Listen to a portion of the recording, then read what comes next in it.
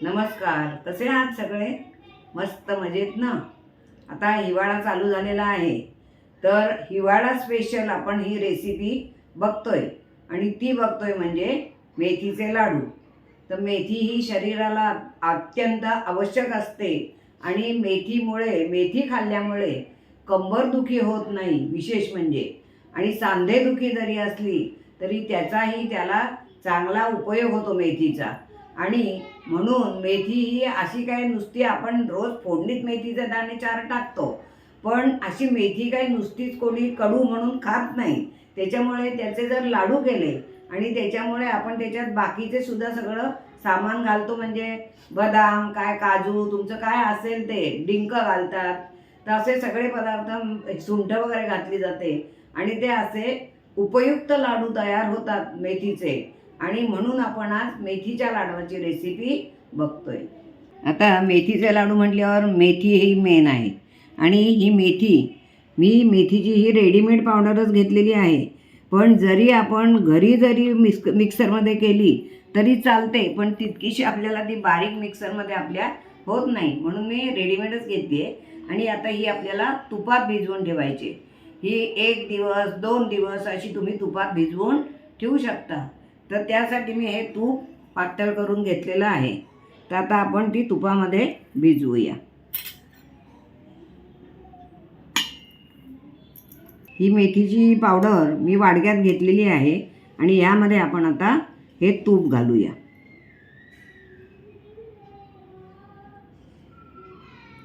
आपण हे चांगलं मिक्स करून घ्यायचं आहे.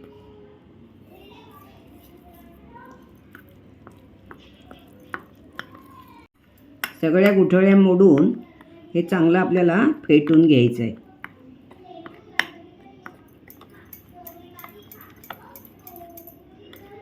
हे आता मिक्स करून झालेलं आहे. हे बघा, आता ह्याच्यात मी अजून थोडं तूप घालून ठेवते, म्हणजे ती थोडी फुगेल आणि ते तूप आपल्याला बरोबर होईल.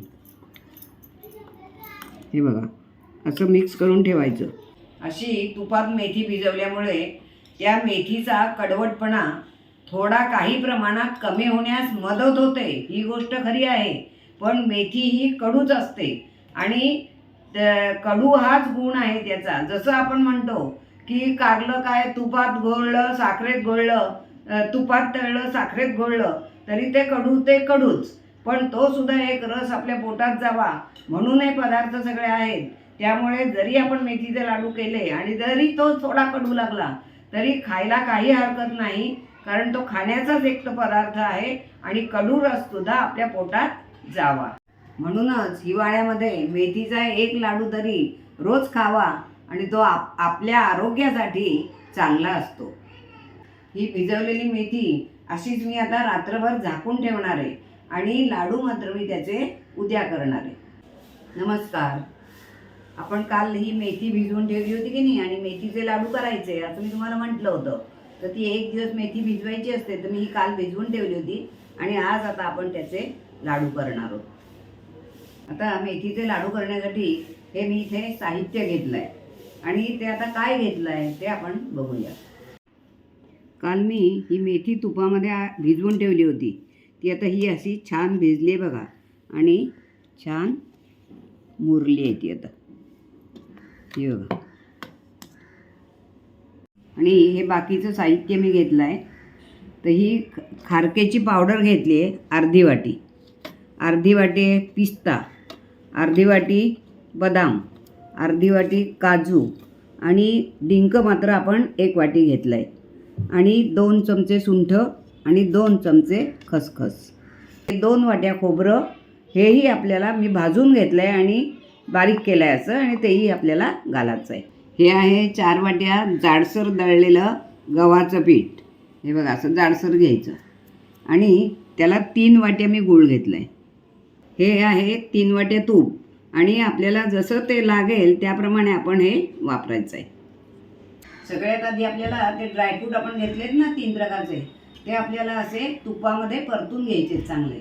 म्हणून मी कढईमध्ये तूप घालते. तूप हे तापलेलं आहे. आता आपण बदाम ह्याच्यामध्ये तुपामध्ये परतून घेऊया. बदाम थोडेसे परतल्यावर हे मी काजू घालते. लगेचच आपण हे पिस्ते सुद्धा त्याच्यावर घालूया.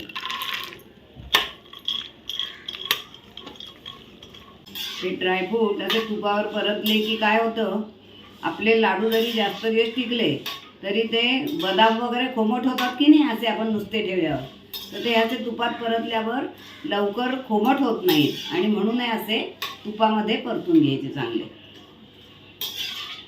नाही तर मग लाडवाला आपल्या लवकर वास येईल. बदाम खोमट झाल्यावर बदाम पिस्तासुद्धा खोमट होतो बरेच दिवस झाल्यावर.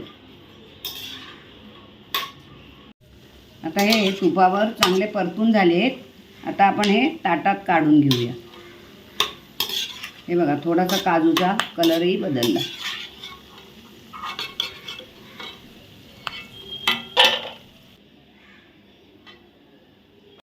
याच कढईमध्ये ह्याच तुपामध्ये मी अजून थोडं तूप घालून घेणार आहे, कारण आता आपल्याला डिंक तळून घ्यायचं आहे. हा डिंक आता मी सगळा डिंक थोडा थोडा घालून या तुपामध्ये तळून घेणार आहे.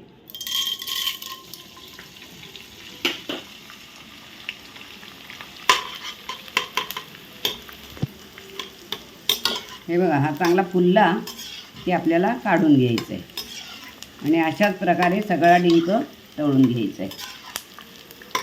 हे बघा, चांगला फुलला आहे. आता हा डिंक आता आपला तळून झालेला आहे आणि आता आपल्याला भाजायचं आहे गव्हाचं पीठ. आणि ते पीठ भाजण्यासाठी अजून मी ह्याच्यामध्ये थोडं तूप घालते. असं थोडं घालूया, आपण लागलं तर आपण परत घालू शकतो. या तुपामध्ये आता हे सगळं पीठ मी घालते. आता हे आपण भाजून घेऊया चांगलं.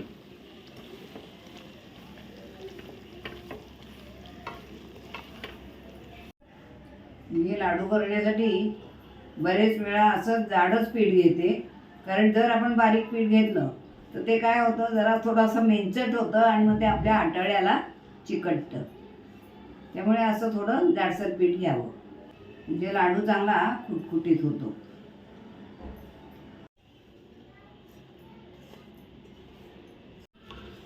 हे बघा, आता हे तूप आपण जे पहिलं घातलं होतं त्याच्यात मी आता हे पीठ भाजून घेतलं आहे, पण आपण आता ह्याच्यात आणखीन थोडं तूप घालूया.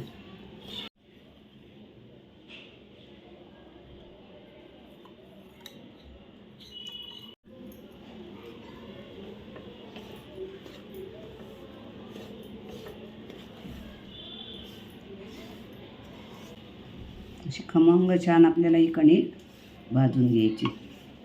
जेवढं आपण हे खमंग छान पीठ भाजून घेऊ की नाही, त्याप्रमाणे लाडू पण छान खमंग होणार. म्हणून हे पीठ चांगलं खरपूस भाजून घ्यायचं.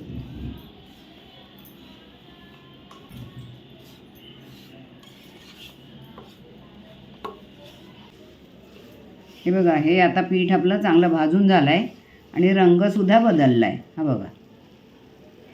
आणि आता हे पीठ मी गॅस बंद करते आणि पीठ परातीमध्ये काढून घेते. आता हे परातीत पीठ आपण हे काढून घेतलं आहे आणि आपण यामध्ये आता हा गूळ घालूया.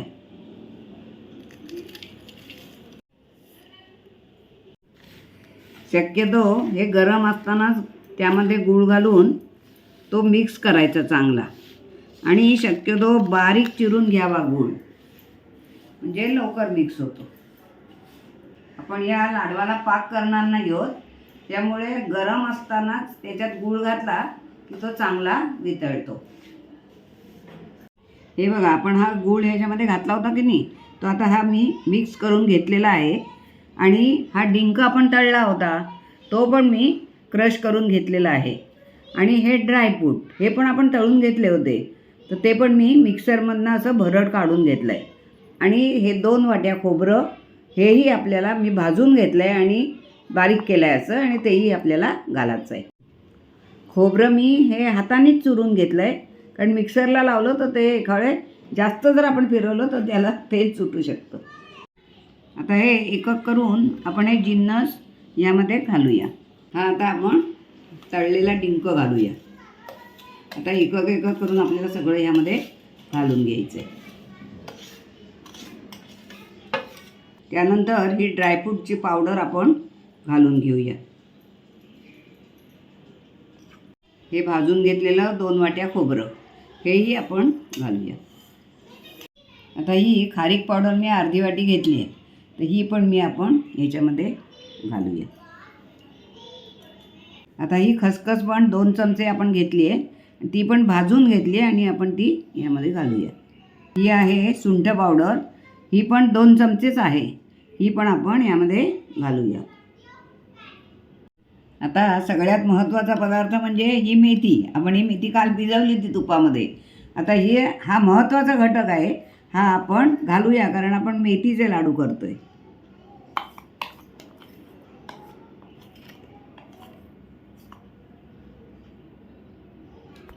आता हे सगळं हाताने मी मिक्स करून घेणार आहे. गूळ आपण जेव्हा पीठ गरम होतं ना तेव्हाच घालून घेतला होता आधीच, त्यामुळे तो छान त्याच्यामध्ये पिठामध्ये मिक्स झालेला आहे. आणि आता हे बाकीचे आपण सगळे जिन्नस घातलेत ते पण आपल्याला आता चांगले एकजीव करून घ्यायचे आणि ते हातानेच करायला हवेत, कारण उलटण्याने वगैरे तेवढे मिक्स होणार नाहीत, त्यामुळे हातानेच करायला हवेत. असं चांगलं हे कुस्करून घ्यायचं म्हणजे एकजीव होतो ते.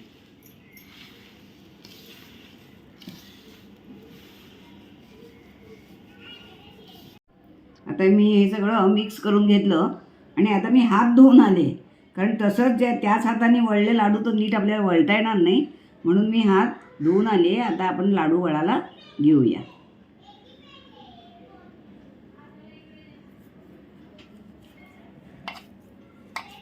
अशा प्रकारे घट्ट असं वळून घ्यायचा आणि साईज तुम्हाला जशी आवडेल, लहान मोठे त्याप्रमाणे तुम्ही वळू शकता. हे बघा किती सुंदर लाडू वळला जातो.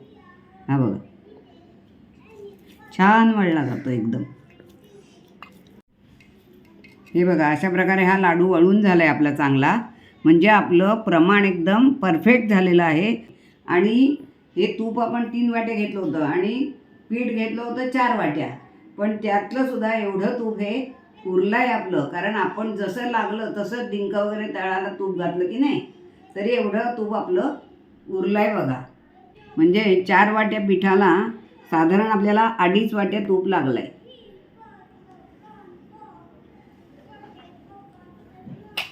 अशा प्रकारे हे सगळे मी लाडू वळून घेते. हे बघा लाडू वळायला अजिबात त्रास होत नाही आहे. हातात घेतल्या घेतल्या अगदी चांगला होतोय. असं दाबून छान करायचं.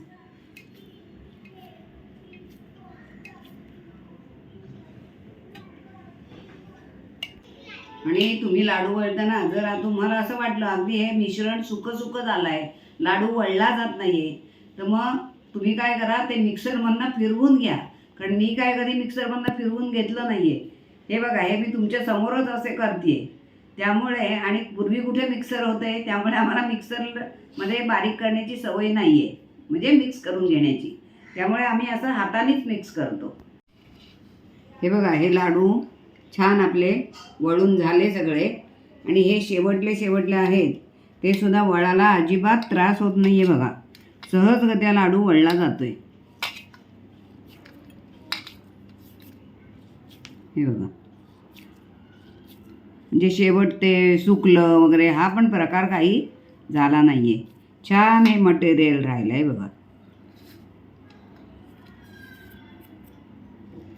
कशी वाटली ही आजची रेसिपी?